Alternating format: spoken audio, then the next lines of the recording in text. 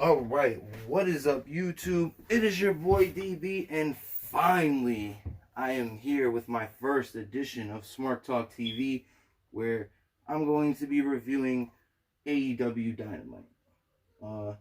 Thank you for clicking on this video. Make sure you hit that like button, make sure you hit that subscribe button, and yeah, without further ado, let's jump right into it. The show kicked off with Cody and Pharaoh and Tony Schiavone standing in front of the ring, ready to kick the show off and ready to reveal the right side of the TNT tournament bracket, which revealed we got we got Dustin versus Kip Sabian, and we got Lance Archer versus Colt Cabana. And that's a pretty cool right side. The left side is already lit as it is. We have Sammy Guevara versus Darby Allin, and we got Cody Rhodes versus Shawn Spears. Now, the TNT Championship is the mid-card title, but I don't look at any title as a mid-card title because a title is a title. If you're a champion, you're a champion. And especially in AEW, and where most of the wrestlers came from, which would be New Japan, Ring of Honor, their titles mean something, unlike WWE. But that TNT title, it's probably gonna be beautiful like all the other titles that they have. And the tournament itself is just, in my opinion, that's pretty good. That's pretty much, if you weren't gonna throw Kenny and Hangman in there just because they're the tag team champions, then that's pretty much the best that you can go with. In my opinion, I think if it was up to me, like personally, not business wise, not show wise, for who I like, I would go with Sammy Guevara or Shawn Spears, because I kind of like Shawn Spears. He's kind of my favorite one out of the bunch, but Sammy Guevara is really like one of my favorite wrestlers in AEW. So I kind of like, it's hard to tell who I like more. And Cody, although he could use this belt considering he can't get the other belt, and he would build the prestige of the title super if he was the first TNT champion. He doesn't really need it. He's above title. And Lance Archer, it seems like it's going to be Cody versus Lance Archer in the future, so there's no way that Lance Archer's going to win the TNT title first. He doesn't seem like a guy who needs a title either. As far as, who else am I missing? As far as Dustin goes, he would also be a good first TNT champion. Dustin is the real deal. But he's also in his tag team with QT Marshall. They're the Natural Nightmares. And it seems like that's going to be the direction they're going with. They're going in with them, but you never know. Let's jump right into the first match, which was Omega versus Trent. They had Now, Kenny Omega, we all kind of knew Kenny Omega was going to win this match. But at the same time, Trent, he's the real deal, man. He's no joke, man. And they really had that on display that Trent at any time could have won that match. There was times when I thought that obviously Kenny was going to get it done. And like most of the match, I'm like, all right, Kenny's going to win. But there was times when Trent looked like he was going to pull it off. Like he had an awesome sliding back suplex when Kenny was like holding on to the ropes. I think he put Kenny on the ropes, and then he ran and back suplex. He slid under him out of the ring and back suplexed him. It was so awesome. That move was dope. And it's crazy because I was just making, like, who was I messing with their moves? Matt Jackson in 2K20, WWE 2K20. I gave him that move, and then I see it tonight. So it was like, as soon as he put him on the ropes, I'm like, oh, do the sliding back thing, and he did it. It was so cool. But Omega with 2 minutes remaining. I had written down with 2 minutes remaining. We still had no clue who was gonna win the match, and then boom, Kenny wins with the one-winged angel with 1 minute left in the match. Right for Cody to mention that the match could be a main event anywhere in the world, and he's right. hats off to Trent. He has future written all over him. That's what I've written down. Also, that's what I took from that match. Trent is the future. Nothing taken away from Kenny. Kenny's like my favorite wrestler in the world. So yeah, it's hard to keep up with my favorites. I'm like kind of a favorite hub. But next we had Matt Hardy Jericho recap where we had Matt Hardy basically it was a recap of them last week where Matt Hardy was doing the delete and he was teleporting, and then Matt Hardy then says that he sentences the Inner Circle to deletion. And yeah, that's going to be a pretty cool match, I guess. Jericho versus Matt Hardy. It's crazy because in WWE, like, you give us that and we're like, we'll throw up on ourselves. But in AEW, you're like, ooh. Shout out to AEW, man. I gotta say, their shows, period. Not only have they kept me interested, their shows have been dope. All their shows have been like pushing storylines forward. The matches are crazy. It's like, and if you watch Being the Elite, then you know really what's going on. I advise anybody that watches All Elite Wrestling that's not watching Being the Elite or has never heard of it, then please watch Being the Elite. You'll be more. You'll know more about what's going on when it's going on, because there's a lot of little punchlines that they throw in from Being the Elite during the shows that you wouldn't know if you didn't watch Being the Elite. You know what I mean?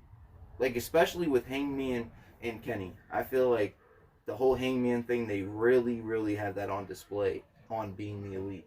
And then on the show itself, it just shows, like, kind of Hangman being a dick, kind of. You want to call it I call it what it is. But I think I think Hangman in this whole situation looks like the writer person. If you were to watch Being the Elite and Dynamite, then you would think that it shows Paige as more of the good guy and everybody else is kind of being a dick to him. And it shows that, like, in my opinion, this is what I'm taking from it. I'm taking that Hangman was kind of left out when the Elite was, when AEW first started.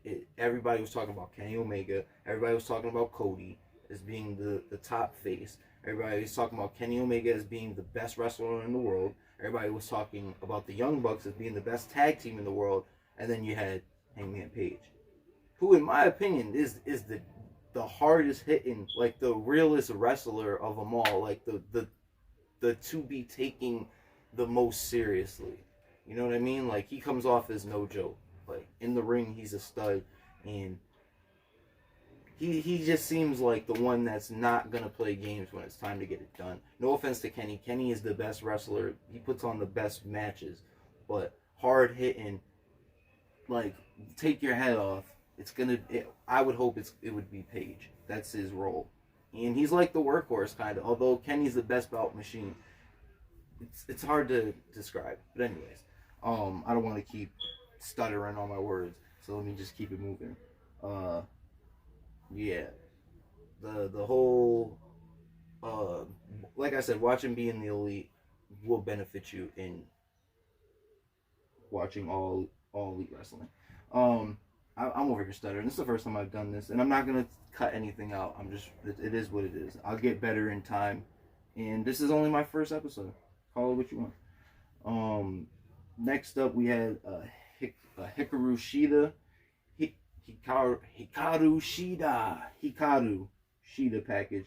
She's the number one woman in AEW in my opinion. Then we had Shida versus Anna Jay. Anna Jay being from the Nightmare Factory, which they might have been shooting there. Just saying. Or they might not have. If it's getting anybody in trouble, they're not. But hey, if you wanted to know, they might be. Next, during that match, we had Britt Baker in the crowd not practicing self-distancing, might I mention. She was definitely all up in Shida's face. And, so we had Shida pick up a win with her finisher, which is like I forget. It's like a Michinoku driver, kind of. Not to say Anna Jay didn't put up a great match. She did. She did all right for her first match. That was pretty good. But nothing more to say besides it seems like we're gonna have Sheeta versus Britt Baker going in the future. Although Britt Baker is announced to be the #1 female in All Elite Wrestling, so she should get a title shot at Nyla. I said Nia. That was pretty close. At Nyla Rose. Next we had Lance. No, next we had the Jake the Snake build up to Lance Archer's debut. It was just pretty much him in the dark again, talking about how Cody wronged him for not picking up the phone and calling him when he started All Elite Wrestling, and he also wronged Lance Archer for not calling him, I guess, and trying and extending an offer for All Elite. It seemed like Lance had to call All Elite to get the offer. You know what I mean?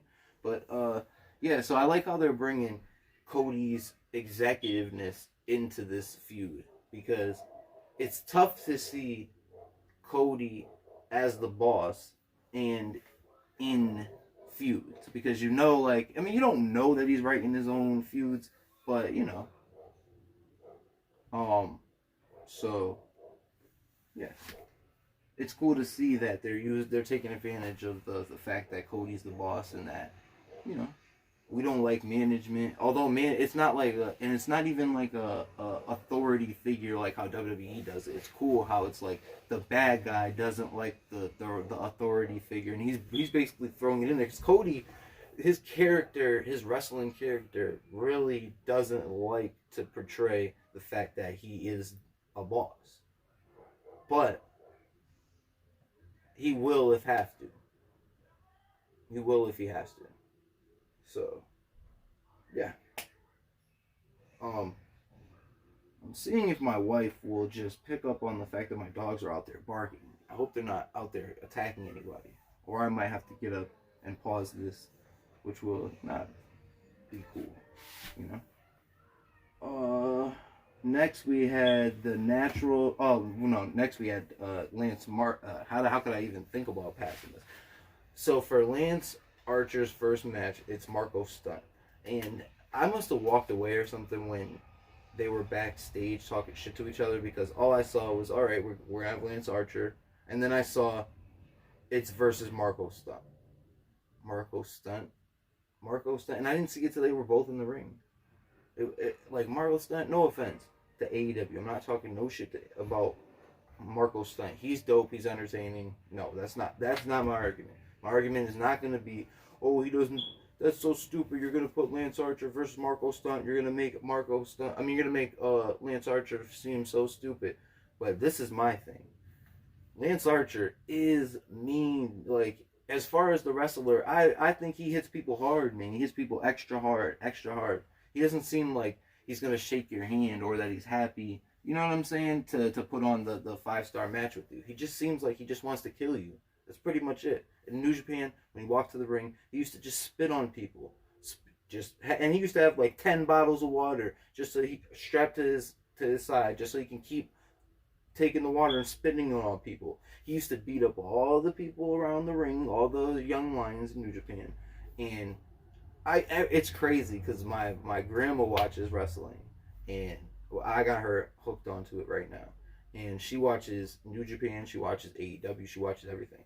And it's crazy because that as soon as she saw Lance Archer, it's like it was easy for her to know who he was, because I'm like, that's the guy that spits on people, and that's the guy that be killing people. You know what I'm saying? They were down with Suzuki Gun, or Suzuki Goon, and they're just evil. They're the evil guys. So it's easy for me to describe them to my grandma when I'm just like, oh yeah, the evil guys, you know, the crazy guys, the killers. Damn, what happened? Why did he shut off? That's crazy. My mic shut off. I'm sorry if my audio just went out all crazy, because my mic has been just shut off the whole time. But anyways, let's keep it going. Like I said, Lance murdered Marco Stunt. Oh my God, he just killed him. And then after the match, he just picked him up And now, meanwhile, to end the match, he hits him with a crazy, what was it, a choke slam first. Boom. And really slammed him so hard. Then he goes to pin him, and he could have got the 3 count, but he didn't let him get it. He just picked his shoulder up, and then he picked him back up, hit him with the everybody dies or whatever that thing is called, where it's like a reverse razor's edge, and boop.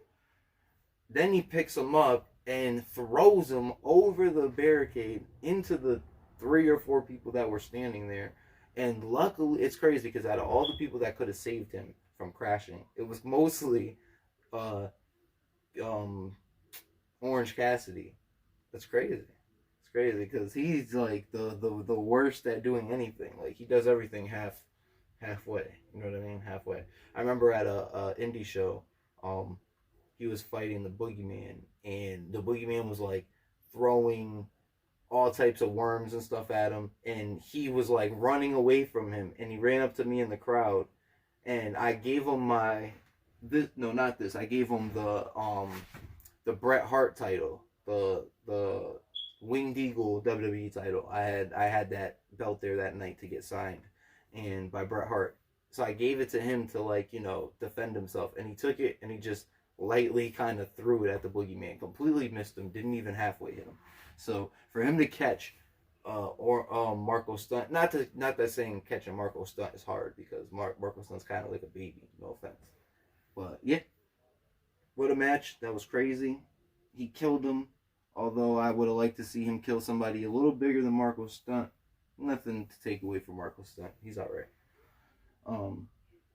Next, we had the Natural Nightmares versus 8 and 9.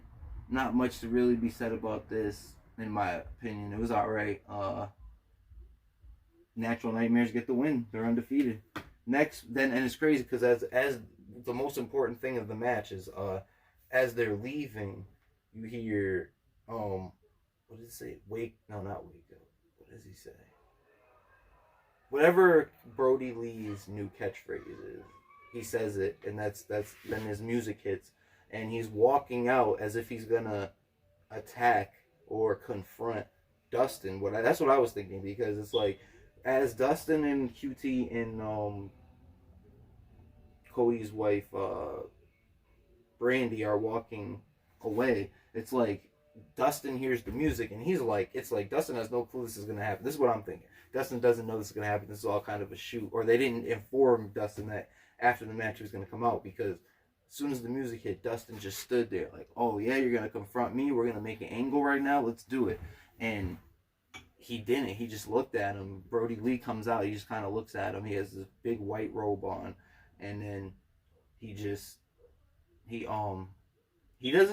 looks at Dustin as if he's gonna, but he doesn't give him a mad face or nothing. He has kind of like a regular face. That's what I would take, regular face.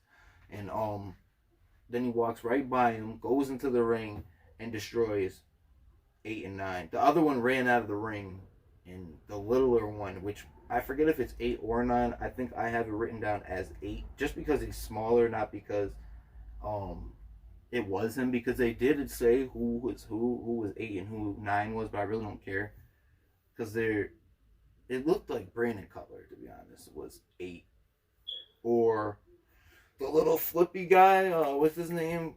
The one that Cody said is the best wrestler or the most underrated. Oh god, he's one of the hybrid too. I forget his name. Right, I only forget his name right now just because I'm on the spot and I'm recording and I'm trying to remember. But I would normally know his name. I know everybody's name. So next, but yeah, he, like I said, Mr. Brody washed up, who seemed to be 8, and then that was it. Next, we had Jericho responds to Matt Hardy in his jacuzzi with a little bit of the bubbly. He's talking shit. He's like, yeah, I'm in my jacuzzi, blah, blah, blah. I'm going to whoop you out. The same Jericho shit he always says. And even though he didn't say any of what I just said, I was just trying to, put it quickly.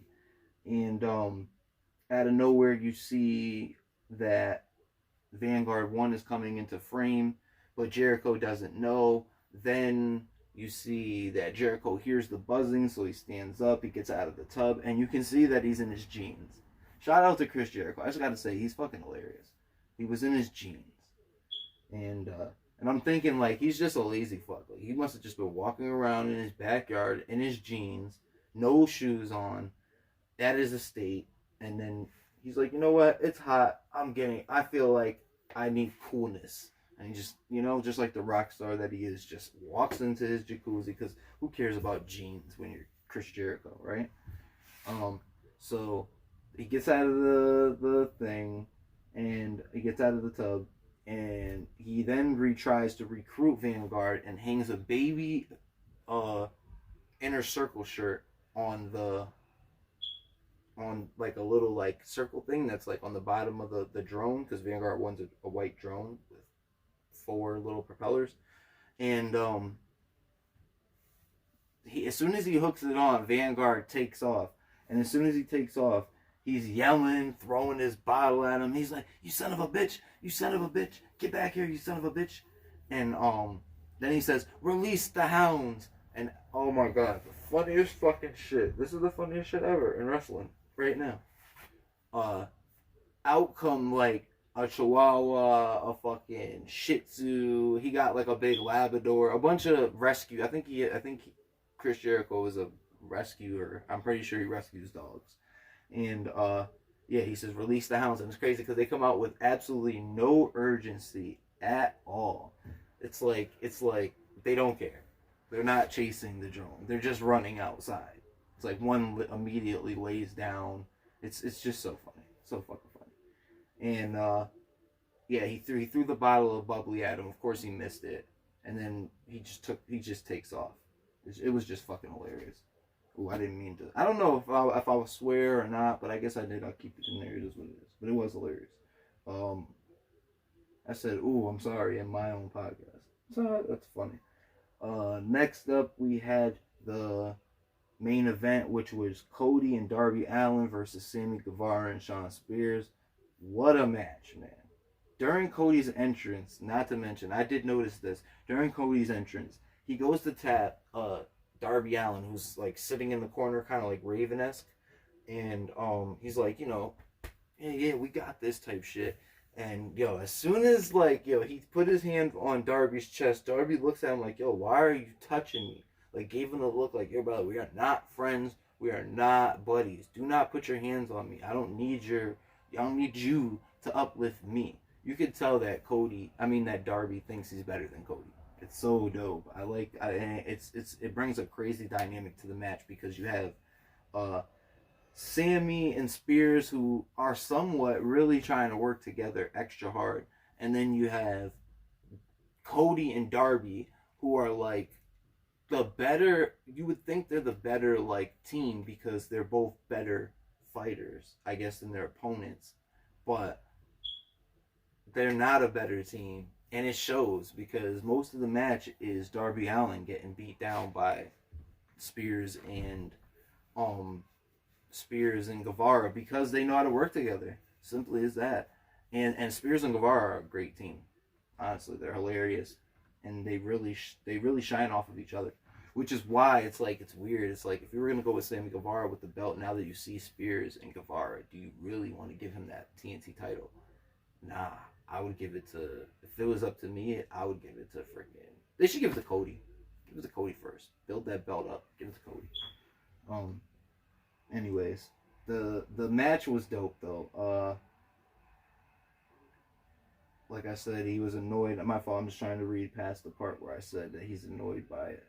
And so, another highlight of the match is that Sammy Guevara bets Shawn Spears that he can't hold Darby Allin up for 10 seconds. He pulls out $50, throws it on the mat. So Spears matches it, throws the money on the ground, boom, holds him up for the 10 seconds. And it's like, is that a joke? Because Darby Allin's skinny. Like, it's not hard to hold him up for 10 seconds. I don't know why they would bet on this. Boom, slams him. Next you have what's his face? So then they tag. Then Spears bets Guevara that he can't hold him up for 15 seconds. So Guevara obviously easily holds him up for 15 seconds. He's doing a tongue pose while he's got him up. And Then he slams him. Then they bet, they bet 50 on that, so there was 100. Then they were like, you know what, let's do it. We're all in. We're all in. It looked like Spears only had like $40 left, so he threw it on the ground, 220s. I know he threw one and one like fell out of the ring. And then Guevara matched the money. He goes to pick him up for the 20 seconds, because that's what they bet. He can't hold him for 20 seconds. And he was right. He didn't hold him for 20 seconds. He then builds a crazy comeback. Not a super crazy comeback, but a good enough one, where he's just kind of launching his body at Cody. And it's crazy. And then so then when he gets the code, then he as Darby's hitting him with his back and stuff, he gets the code. He gets the tag to Cody, who it's like, I would say, the warm tag, not the hot tag, the warm tag, because he's immediately cut off by Spears, who like pulls his leg, pulls him under the ring as Guevara's like distracting the referee, throws him over the barricade, and all the heels just go over and start stomping Cody out. It's fucking awesome. And it's cool because it's like they're the heels. It's like nothing against Cody. He's like one of my favorite guys, but it's dope. I like to see the heels be heels. And they're all standing next to each other, so they might as well be not. If they're not going to fight each other, they might as well fight somebody. Be there for a reason. And so the heels jump on Cody while the ref is distracted by Sammy. Sammy gets a hot tag and launches himself backwards at both Spears. I said Sammy gets the hot tag. Darby gets the hot tag. Then he starts launching himself backwards at Guevara and Spears. And it's crazy because like that's his attack. I like Darby Allin because he's convincing. He's not like a little guy that's trying to do punches and knock the big guy down. No, he'll run at you and fling his whole body at you to knock you down. It's like if he knocks you down, you get knocked down. It looks like you should have been knocked down by his little ass. He's a little motherfucker, but he throws his weight like a motherfucker. It's dope. I like Darby Allin for that. He's convincing as a wrestler. You know what I mean? It's like it seems like if you fight him, he's gonna hurt you, and it's not like a slam you down hard hurt. It's like a accidentally bump my face into your chin hurt. Like you ever like accidentally get headbutted in the nose and you're like, oh, I can't see because my eyes are blurry. That's Darby Allin. That's him as a wrestler, straight up. And I get it. I didn't get it at first. I didn't like him. I keep it honest. I looked at him like, he's too small. I'm kind of like that. I'm kind of picky with the wrestlers that I like, but definitely like Darby Allin. And I like Sammy Guevara. That was another one who I didn't think I would like off the rip. I'm like him versus Kip Sabian. That was the first match in AEW. And I'm like, But as soon as he came out, I was like, I could kind of roll with Guevara because he was super cocky. And then I started watching him I seen him on Being the Elite once, and I started watching his vlog, and he's super cool. He's the nicest guy, although he's nothing like he is on his vlog. He is in character a lot on his vlog, but a lot of times he's doing nice things for his fans, and that I can appreciate. That will go the furthest with me as being a fan. If you're being nice to other fans, it's over. You got me. For life, too. Faux life. This ain't no halfway fans over here. No, it's faux life. Next up, so anyways, let's wrap this up. Guevara hits a under the rope tope. Oh no, not Guevara. Darby hits a under tope suicida, who on Sammy goes to hit it on Spears, who catches him and throws him into the guardrail. Then drapes Allin over the rail so Sammy can hit a kick from the outside apron. After that, a lot of back and forth before Spears rolls up Allin for the win. Cody tries to lift Allin after the match, and it's just Allen's not having it, or Darby Allin. He's not having it. He was pissed, and it was crazy because like Cody's like, it's all right, we'll fight again. We won. We live to fight another day, or whatever the fuck, whatever the mantra is. He goes to lift Allin up, and he's like, you know what? Get the fuck off me. Who are you? And he just punches him, knocks him down, and it was just great. It was great. And that was it for Dynamite. I gotta say, for the circumstances we're in, they're killing it. They're killing it. They're killing it. Even if they had fans, they still would have killed it. This is another great show. In my words, in my eyes, one word to describe this show: bravo, bravo, bravo. That will be my forever mantra on this show. If I loved the show and it was a great show, bravo. Thank you guys for watching this. I just want to wrap this up because I did get it done. My dogs were barking, but obviously they got handled, and I didn't have to get out of my seat once. So thank you for watching me. I'm sure the freaking mic cut off on me twice. I hope you guys could hear me. If not, I'm sorry. I got you guys better on the next one. And until next time, let's stay safe out there.